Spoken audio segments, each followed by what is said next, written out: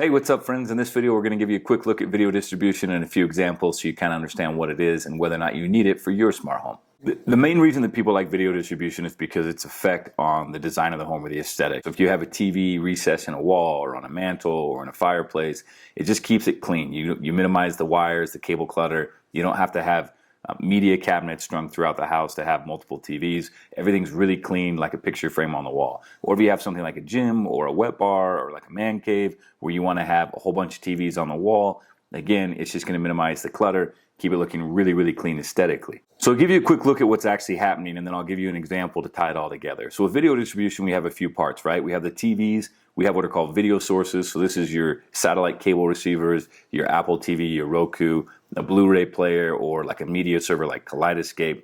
And then in the middle of it all, you have what's called a video switch, which just allows you to send your different video sources to the switch, and then the switch sends all of those video sources out to whichever TV in the house you want to be watching content on. So I give you an example. You've been working all day, you're going to have friends over to watch a football game, you've got about an hour before they show up, you want to relax and just veg for a minute, so you're going to watch Avengers on the master bedroom TV. And you want to start kind of calming the kids down, so you're going to use the Apple TV, and you're going to send a favorite movie of theirs to the bonus room. So now your first couple of friends are coming over, it's time to start the football game, you're going to play it in the family room. And as more people come over and it becomes more of a party, you want to make sure the football game's on in every single TV throughout the house.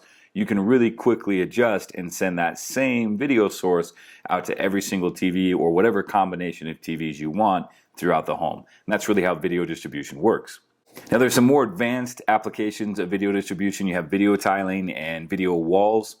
Video tiling is where you have multiple images on the same screen. You can have up to 9 images on one screen. And so what you can do if you have enough sources is you can have all these different images on the screen, and at any moment you can say, hey, you know what? I want to put the football game on full screen. There's a cool play or they're about to score a touchdown. And then when they're done and they're out of the red zone, you can go back to watching all 4 pictures so you don't miss something on maybe the golf game or whatever it is that you're watching. You can kind of keep it all there until you're ready to go full screen. Video walls are similar, but unlike video tiling where it's all one screen, you're going to have 4 different TVs or however many TVs you want for that matter. Each one's going to have its own image, and it could really be in whatever layout or configuration you wanted. So if you wanted it to be fanned out, you could, or you could have it in a square pattern like this, however you want to configure that video wall. And one of the things we see a lot with clients is they don't really want video distribution, but they think they have to have it to have video control. And you can have video control without video distribution. And video control is just like it sounds. You have a remote, you have an app, a mobile app, a tablet, some means of controlling the TV. And this is going to allow you to control TVs, video sources like your apps like Netflix and YouTube and Hulu. Even if you don't have video distribution, you can still have video control. A lot of times clients have a setup like this where the interior designer said, hey, let's have a media cabinet, and you want it to be part of the space. In this setup, you actually have the ability to localize your video sources or your surround sound receivers, so you don't actually need video distribution. Could if you want to, but you don't need it.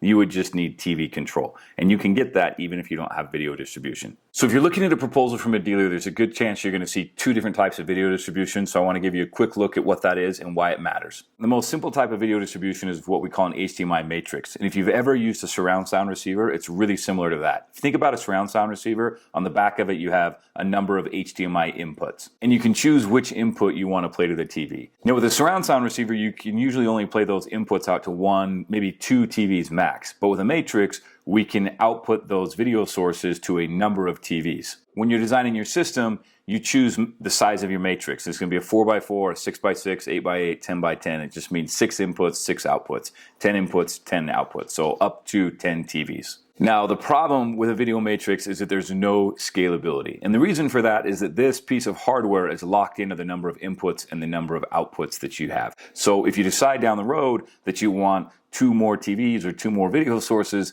there's really no upgrade path. Your only option is to basically start over, buy a new matrix, and nobody wants to do that. So the alternative is something that we call video over IP, which basically just means it's video distribution over the network. And so at the heart of the system, instead of a matrix or an HDMI switch, is a network switch. And it does the same thing that a video switch or a matrix does, only it's just doing it over the network. So anytime you want to add something like a video source or a TV into the system, all you have to do is get a Balun, and that Balun will allow you to link that video source or that TV into the network switch.